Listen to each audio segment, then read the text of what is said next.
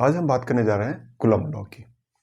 तो coulomb law क्या है? तो इसको समझने के लिए सबसे पहले हम बात करते हैं कि दो चार्जेस के बीच इंटरेक्शन की वजह से क्या होता है। तो मान लिया कि हमारे पास दो चार्जेस हैं, एक चार्ज हमारा ये Q1 है और दूसरा चार्ज हमारा ये हमारा Q2 है, और ये एक लाइन है जो दोनों चार्जेस को मिला रही है। ठीक, तो अगर मान लिया कि ये दोनों चार्जेस लाइक चार्ज हो, यानी दोनों पॉजिटिव हो या फिर दोनों नेगेटिव हो, उस केस में इन दोनों चार्जेस के बीच इंट्रैक्शन की वजह से एक फोर्स लगता है और उस फोर्स का नेचर क्या होगा? और रिपल्सिव फोर्स होगा, यानी दोनों एक दूसरे को पुश करेंगे, बाहर की ओर धक्का देंगे। तो इसकी वजह से इस पे जो फोर्स लगता है, यानी Q1 की वजह से Q2 चार्ज पे जो फोर्स लगेगा उसकी डायरेक्शन क्या होगी? इधर की, यानी ये चार्ज इसको इधर की ओर धक्का देगा। और उस फोर्स को मान लिया कि हम उस फोर्स को रिप्रेजेंट कर रहे हैं F, यानी force on the second charge due to first charge. Same उतने ही फोर्स से ये चार्ज भी इसको इधर की ओर धक्का देगा, यानी फर्स्ट चार्ज पे सेकंड चार्ज की वजह से जो फोर्स लग रहा है, अगर उसको हम रिप्रेजेंट करें F, force on the first charge due to second charge.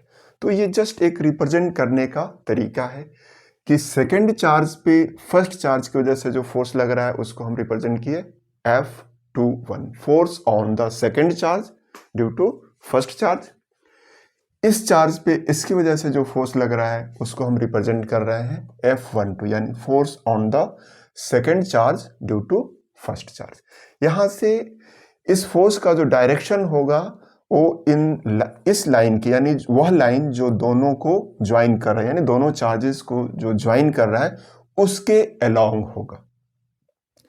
Condition ये है कि ये कंडीशन कब होगा? कि जब दोनों चार्जेस लाइक चार्ज हो, यानी दोनों ही चार्ज पॉजिटिव हो या दोनों ही चार्ज नेगेटिव हो। उस केस में इस तरह से इस लाइन के अलोंग फोर्स लगेगा। जितना फोर्स इस चार्ज पे इसकी वजह से लगेगा उतना ही फोर्स सेकंड चार्ज पे, यानी Q2 पे फर्स्ट के वजह से लगेगा। सेम सिचुएशन लेकर के चलते हैं कि मान लिया कि अगर एक चार्ज हमारा, इसको खत्म करते हैं, और मान लिया कि एक चार्ज नेगेटिव है और दूसरा पॉजिटिव है। इसको भी आप नेगेटिव मान सकते हैं, इसको भी पॉजिटिव मान सकते हैं। तो उस केस में क्या होगा कि इन दोनों के बीच जो फोर्स लगेगा उसका नेचर अट्रैक्टिव होगा। ये इसको अपनी ओर खींचना चाहेगा, ये चार्ज इसको अपनी ओर खींचना चाहेगा और ये चार्ज इसको अपनी ओर खींचना चाहेगा। यानी अब क्या है कि इस चार्ज पे इसकी वजह से जो फोर्स लगेगा उसका डायरेक्शन क्या होगा? ऐसे, यानी force on the first charge due to second charge. ये भी इसको अपनी ओर खींचना चाहेगा, यानी जब कोई चीज खींची जाती है तो खींचने के लिए फोर्स का डायरेक्शन आपकी ओर होना चाहिए। क्योंकि ये चार्ज इसको अपनी ओर खींच रहा है तो फोर्स का डायरेक्शन क्या होगा? इधर की ओर। और इसको कैसे रिप्रेजेंट कर रहे हैं? Force on the second charge due to first charge. तो अगर हमने मान लिया कि दो लाइक चार्जेस हो, यानी Q1 और Q2 जो चार्जेस हैं, दोनों के मैग्नीट्यूड को कांस्टेंट रखा जाए और उनके बीच के डिस्टेंस को भी अगर कांस्टेंट रखा जाए तो उस केस में क्या होगा? सिर्फ डायरेक्शन बदलेगा। यानी मान लिया कि अगर ये हमारा Q1 नेगेटिव है और Q2 हमारा क्या है? पॉजिटिव है। उस केस में मान लिया कि ये इसको 10 न्यूटन फोर्स से अगर अट्रैक्ट कर रहा है, तो अगर इसका नेचर बदल दिया जाए साइन, तो उतना ही फोर्स से ये चार्ज इसको क्या करेगा? पुश करेगा। ठीक है, यानी इसका भी वैल्यू 10 न्यूटन होगा। तो ये तो हमने देखा कि लाइक चार्जेज और अनलाइक चार्जेज के बीच किस तरह का इंटरेक्शन होता है और फोर्स का नेचर क्या होता है। लाइक चार्जेज हैं तो रिपल्सिव फोर्स लगेगा, और अनलाइक चार्जेस है तो अट्रैक्टिव फोर्स लगेगा। लेकिन उस पॉइंट पे अगर चार्जेस का मैग्नीट्यूड और डिस्टेंस नहीं बदला जाए तो फोर्स का वैल्यू नहीं बदलता है, बस उसका डायरेक्शन बदल जाता है। तो अब ये हुआ कि ये देखा गया एक्सपेरिमेंटली कि जो फोर्स लग रहा है उसका मैग्नीट्यूड, यानी फोर्स लग तो रहा है, ये तो हमें पता चल गया कि फोर्स लगेगा, लेकिन फोर्स लगेगा कितना और वो फोर्स किस किस फिजिकल क्वांटिटी पे डिपेंड करेगा, इसके लिए कुलम ने एक लॉ दिया। बहुत सारे एक्सपेरिमेंट किए, उस एक्सपेरिमेंट के बेसिस पे एक उन्होंने लॉ दिया, और उस लॉ में उन्होंने कहा कि जो दोनों चार्जेस के बीच जो फोर्स लगता है वो इन दोनों चार्जेस के मैग्नीट्यूड के मल्टीप्लिकेशन के प्रोपोर्शनल होता है, और इसके बीच का जो डिस्टेंस है उसके स्क्वायर के इनवर्सली प्रोपोर्शनल होता है। ठीक है, तो हम स्टेटमेंट लिखते हैं कि the magnitude of the force between two charges is directly proportional to multiplication of the magnitude of the charges and inversely proportional to square of the distance between the charges। यानी दो charges के बीच जो force लगेगा वो क्या होगा, directly proportional होगा किसके, उन दोनों चार्जेस के मैग्नीट्यूड के मल्टीप्लिकेशन के, और इनवर्सली प्रोपोर्शनल होगा उसके बीच के डिस्टेंस के स्क्वायर के। तो कुलम लॉ को मैथमेटिकली हम कैसे लिखेंगे, तो मान लिया कि हमारे पास दो चार्जेस हैं, एक चार्ज हमारा Q1 है, दूसरा हमारा चार्ज Q2 है, और इसके बीच डिस्टेंस जो R है, यानी जो फोर्स होगा वो होगा इन दोनों चार्जेस के मैग्नीट्यूड के मल्टीप्लिकेशन के प्रोपोर्शनल, डायरेक्टली प्रोपोर्शनल। दूसरा, इन दोनों के बीच के डिस्टेंस जो है, यानी उसके डिस्टेंस के स्क्वायर के इनवर्सली प्रोपोर्शनल, मतलब F जो होगा वो इनवर्सली प्रोपोर्शनल होगा उन दोनों चार्जेस के बीच के डिस्टेंस के स्क्वायर के। अब इन दोनों को हम मिला देंगे तो क्या होगा, F प्रोपोर्शनल होगा Q1 Q2, दोनों का मॉड ले ले। मॉड लेने का मतलब ये है कि ये चार्जेस के साइन अलग अलग हो सकते, नेगेटिव पॉजिटिव हो सकते हैं। नेगेटिव हुआ, एक का नेगेटिव हुआ दूसरे का पॉजिटिव हुआ तो इनके बीच अट्रैक्शन फोर्स लगेगा, और अगर दोनों के साइन सेम हुए तो रिपल्सिव फोर्स लगेगा। लेकिन मैग्नीट्यूड नहीं बदलेगा। अगर मान लीजिए कि ये चार्ज दोनों नेगेटिव है या दोनों पॉजिटिव है तो फोर्स का डायरेक्शन अपोजिट डायरेक्शन में होगा। ठीक, और अगर एक नेगेटिव है और एक पॉजिटिव है तो दोनों का फोर्स का डायरेक्शन इसका और ऐसे होगा। ठीक है, यानी अट्रैक्टिव फोर्स होगा, लेकिन फोर्स का यहां जो मैग्नीट्यूड है वो सेम हो गया। ये हो गया आपका, इन दोनों को मिला देंगे, इसको मिलाएंगे तो क्या हो जाएगा, R स्क्वायर। तो इस प्रोपोर्शनल कांस्टेंट को रिमूव करेंगे तो ये हो जाएगा F बराबर K। इस प्रोपोर्शनलिटी को रिमूव करेंगे तो यहाँ पे एक हमने कांस्टेंट इंसर्ट किया और ये हो जाएगा हमारा Q1 और ये Q2 by R square. K का जो एक्सपेरिमेंटल वैल्यू है वो है हमारा 1/4 पाई एप्सिलॉन, और ये हमारा Q1, दूसरा charge Q2 by R square. अब यहां पे जो दो चार्जेस के बीच जो फोर्स लगता है वो डिपेंड करेगा कि बीच का मीडियम क्या है। अगर बीच का मीडियम एयर है या बीच का मीडियम वैक्यूम है या कोई दूसरा मीडियम है तो फोर्स उस पर डिपेंड करेगा। चार्जेस के अलावा फोर्स जो है दो चार्जेस के बीच उसके मीडियम पे भी कि किस मीडियम में रखा हुआ है। तो ये एक हमारा जनरल केस है, और ये जो है ये 4 पाई ऑब्वियस सी बात है, ये इसको कहते हैं एप्सिलॉन। एप्सिलॉन मतलब कि ये परमिटिविटी ऑफ द मीडियम। ये क्या है, परमिटिविटी ऑफ द मीडियम है।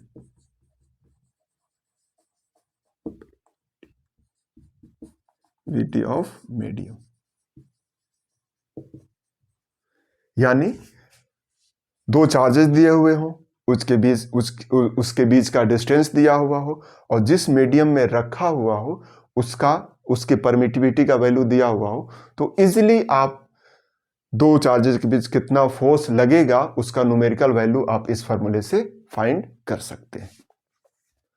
आगे बढ़ते हैं। तो अब मान लिया कि दोनों चार्जेस जो है वो वैक्यूम में रखे हुए हो, तब ये फॉर्मूला हमारा बदल जाता है। ऐसे F इजकल टू हो जाएगा 1/4 पाई एप्सिलॉन नॉट। यानी एप्सिलॉन नॉट क्या है? ये permittivity of the free space या वैक्यूम। और यहां पे चार्जेस आ जाएगा Q1 का मॉड, दूसरे चार्जेस का मैग्नीट्यूड Q2 और उसके बीच के डिस्टेंस का उसका बट्टा, ठीक है, यानी बाई उनके बीच के डिस्टेंस का स्क्वायर। तो इसका जो न्यूमेरिकल वैल्यू होता है मीडिया फ्री स्पेस, ये क्या है? Permittivity of the free space या वैक्यूम और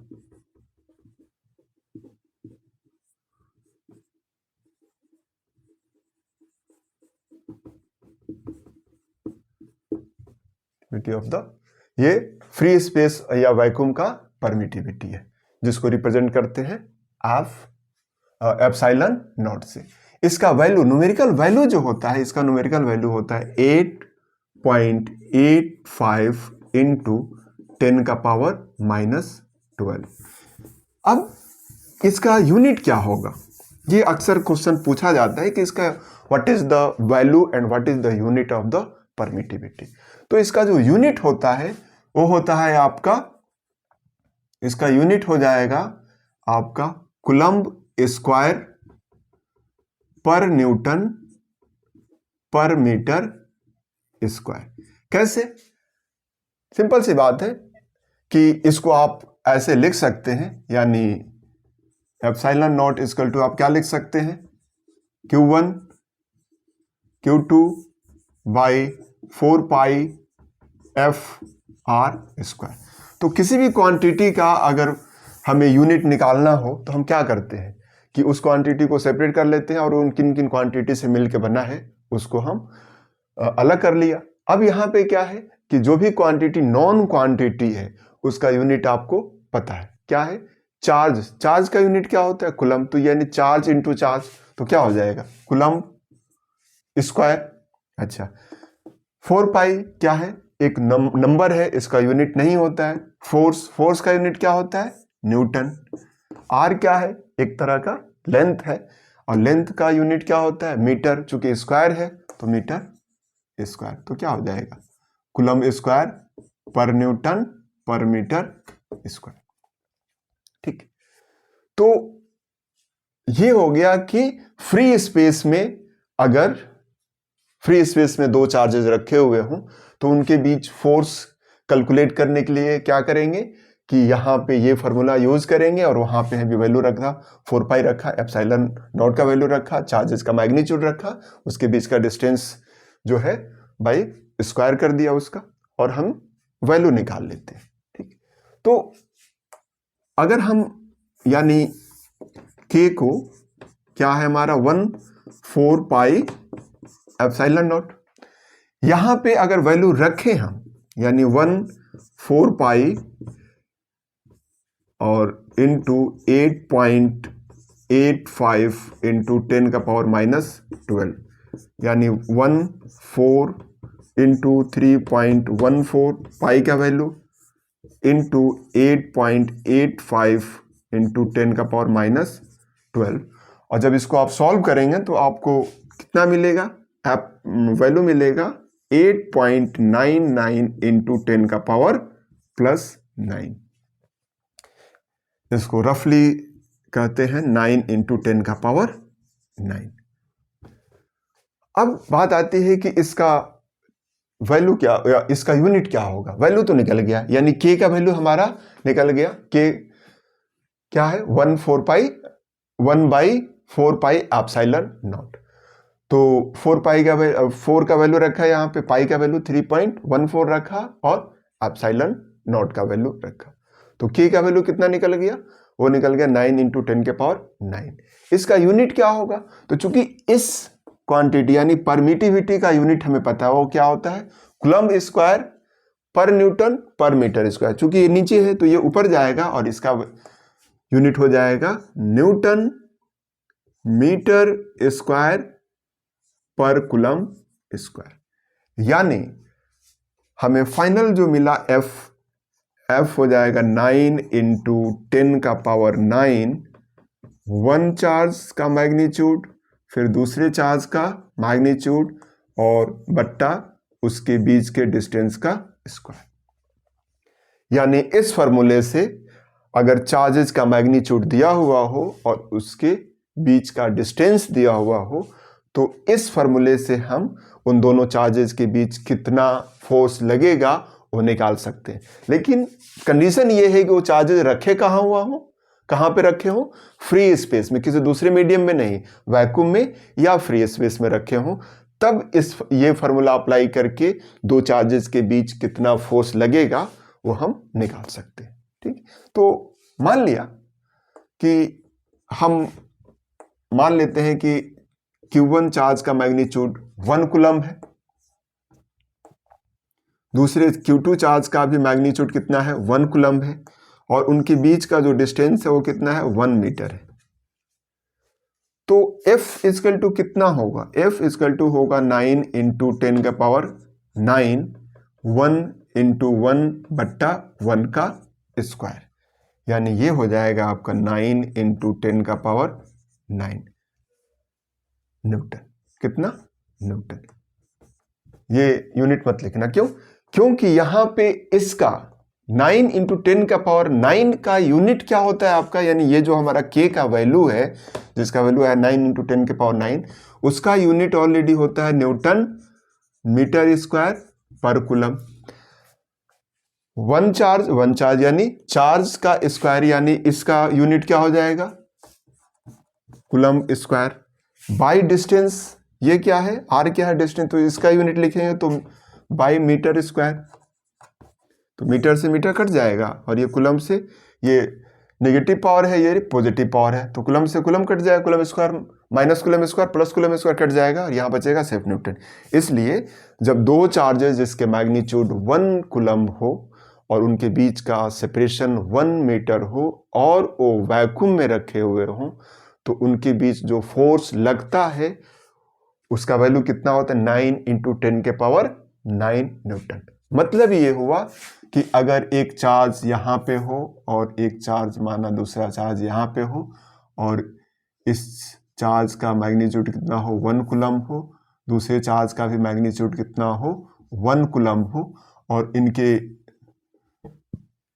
इनके बीच का जो सेपरेशन है वो कितना हो? 1 मीटर हो, तो इन दोनों के बीच यानी ये चार्ज इसको 9 इंटू 10 के पावर 9 न्यूटन फोर्स से रिपेल करेगा, धक्का देगा, और सेम उतना ही फोर्स से ये चार्ज इसको इधर की ओर धक्का देगा। लेकिन अगर हम साइन बदल दें, यानी मान लिया कि ये हो गया हमारा -1 कूलम्ब, उस केस में क्या होगा कि इतना ही फोर्स से ये इसको अपनी ओर खींचेगा। कितना फोर्स है? 9 इंटू 10 के पावर 9 न्यूटन फोर्स से, और ये चार्ज इसको अपनी ओर खींचेगा। ठीक है।